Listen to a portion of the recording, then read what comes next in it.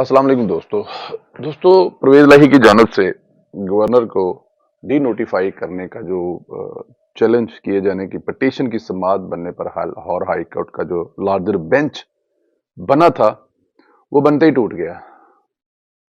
ये गेम बड़ी लंबी चलेगी। लगता है कि चौधरी साहब अगले इलेक्शन करवा के किसी पासे जाएंगे। हाँ, लेकिन जेडे इलेक्शन इमरान खान चाहता है ना वो वाले इलेक्शन नहीं। जेडे इलेक्शन मुल्क के जो मुफाद में होंगे,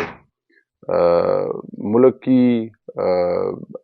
अब इस वक्त जो इकोनॉमी की हालत है उसको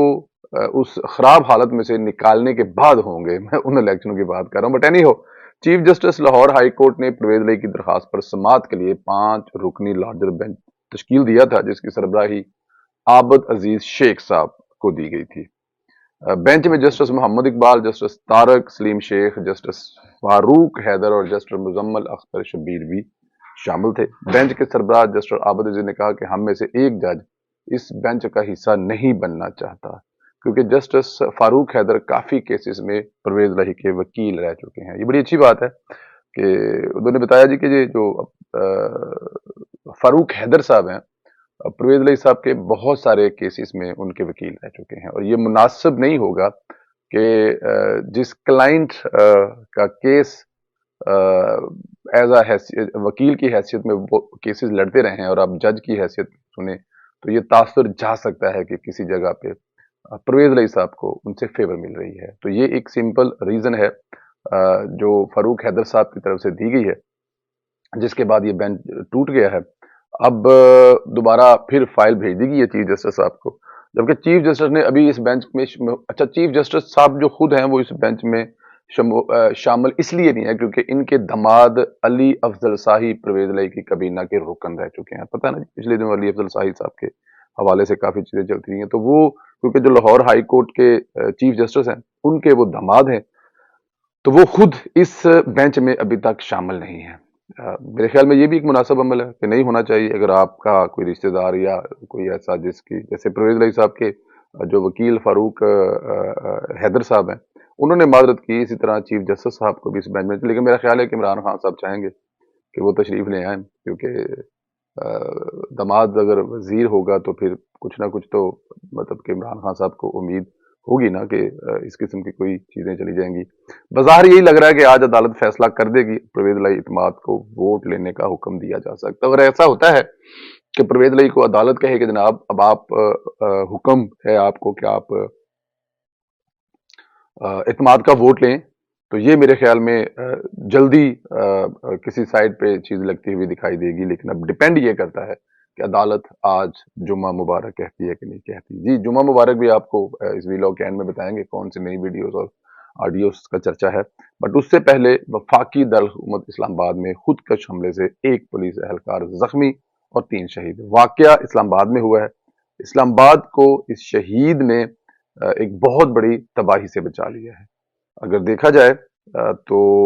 जिस तरह की ये तबाही, अल्लाह माफ करे, सोची जा सकती थी, या जो जो प्लान करके आए थे कि उस गाड़ी में एक दारुल हुकूमत में सिक्योरिटी हाई अलर्ट तो थी ही, चेकिंग चल रही थी कि पुलिस एहलकारों ने एक मशकूक गाड़ी को रोका, और मजे की बात है उस मशकूक गाड़ी में एक मर्द और औरत बैठे हुए थे। तो जाहिर है मर्द और औरत वाली गाड़ी को रोकना जरा थोड़ा सा हमारे कल्चर में भी, और पुलिस भी कहती है कि जाने दें, लेकिन उस गाड़ी को जब रोका गया तो उन्हें अंदाजा हो गया कि ये क्या करने वाले हैं, तो उन्होंने जो उनकी गाड़ी में धमाका खेस मवाद भरा हुआ था वो गाड़ी उड़ा दी। अब जाहिर है जिसने रोका था वो नजदीक तरीन था। वो जो एहलकार है वो अपनी जान की कुर्बानी दे गया, पीछे नहीं हटे उन्होंने। अगर ये ना रोकते तो ये 2 4 5 मिनट में अगले ये गाड़ी किसी भी जगह पे, किसी अहम जगह पे जाकर अपने आप को गाड़ी अगर उड़ा देती, तो नुकसान जो है वो बहुत ज्यादा होता, और उस नुकसान को फिर अल्लाह माफ करे, वो कहते हैं ना कि जी कि ये किसी बड़े नुकसान से मुल्क जो है ना, या किसी बड़े नुकसान से कैपिटल जो है वो बच गया। दोस्तों ये जो दोबारा मामला शुरू हो रहा है ना, इसके पीछे स्टोरियां ऐसी हैं कि रोंगटे खड़े कर दें, लेकिन ना मेरे मुल्क का मफाद इजाजत देता है उन लोगों के नाम लेने पे, ना मुझे। बस इतनी बात याद रखें कि मुल्क में जितनी अफरा तफरी होगी, मुल्क में जितना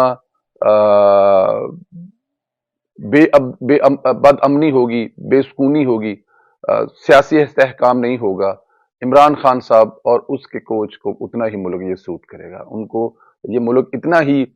उनके बारे में होगा, क्योंकि इस वक्त मुल्क का स्ट्रांग होना, इकॉनमी का स्ट्रांग होना जो है ना, वो किसी भी तरह से इमरान खान साहब और उनके कोच को बाहर नहीं खाता। नो डाउट रिटायर्ड कोच और रिटायर्ड कप्तान दोनों मिलकर क्या कर सकते हैं,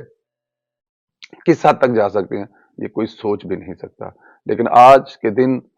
इस्लामाबाद में ये धमाका मेरे ख्याल में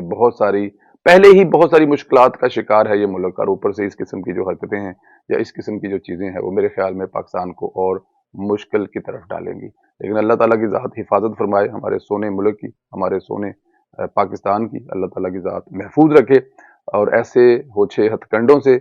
ऐसा जो सोचते हैं ख़ास तौर से हमसाया मुल्क से जो चीज़ें हो सकती हैं या होती हैं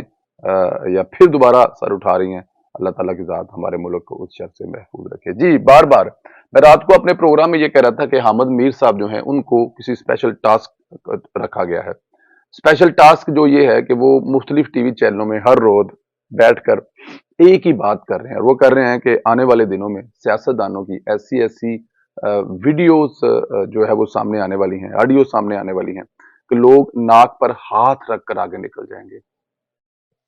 सियासतदानों के बारे में वीडियो क्यों आएंगी, या सियासतदानों की ही वीडियो क्यों है, किसी और तबके की वीडियो क्यों नहीं है, कि फौजी जनरल साहब की वीडियो नहीं है, जज साहबान की नहीं है, बिजनेसमैनों की नहीं है, सियासतदानों की ही वीडियो क्यों बनती हैं, या सियासतदानों की ही वीडियो क्यों बनाई जाती हैं, कौन बनाते हैं? और फिर हामिद मीर साहब जैसे लोग जो हैं वो जो डरा रहे हैं, जो धमका रहे हैं, उनकी धमकी काम कर रही है।